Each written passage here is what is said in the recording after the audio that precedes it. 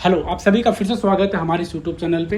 और आज हम फिर से बात करेंगे कन्हैया लाल घटना के ऊपर, जो कि उदयपुर में हुआ था, और नुपुर शर्मा के केस के बारे में। नुपुर शर्मा के ऊपर भारत में कई जगहों पे केस दर्ज किया गया है।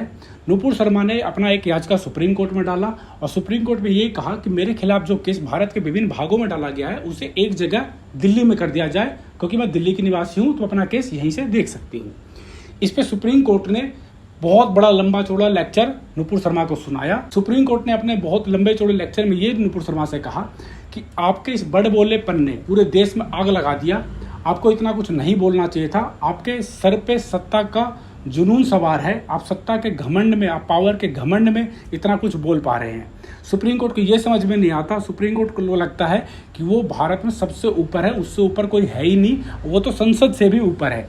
इस सत्ता का जो जुनून और जोश की बात कर रहे हैं वो तो उस जज के सर पे भी है। जब उस जज को पता है कि भाई जितना मैं बोल रहा हूँ ये जो मैं लिखित ऑर्डर में नहीं दे सकता, तो इतना बोलने की तो उसे भी ज़रूरत नहीं था। यही चीज़ तो वो भी नुपुर शर्मा से कह रहा था कि भाई आपको डिबेट में इतना नहीं बोलना चाहिए था। आपको जो कॉन्टेक्ट के अंदर जो जवाब देना था सिर्फ आप वही बोलते।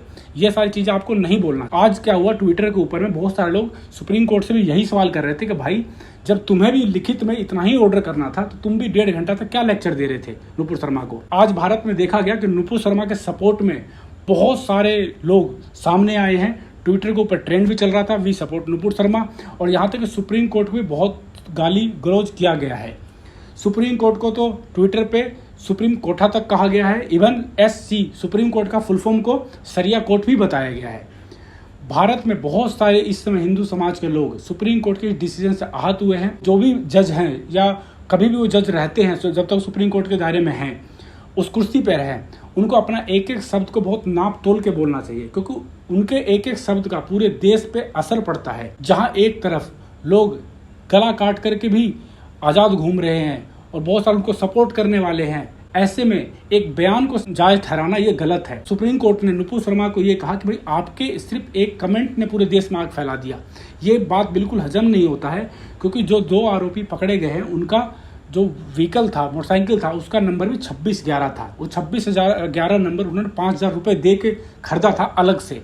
अब उसके पीछे की उनकी क्या मानसिकता होगी ये आप भी समझ सकते हैं। 2611 वो डेट था जब मुंबई पे हमला हुआ था, ताज पे टेररिस्टों ने आकर के कसाब वगैरह ने अटैक किया था। तो उसको सेलिब्रेट करने के लिए उसने ये नंबर अलग से 5000 रुपये दे के खरीदा।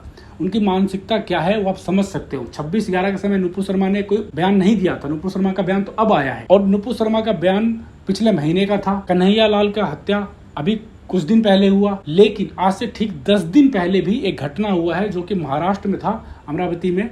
वहाँ पे भी एक शख्स को गला काट के मारा गया था।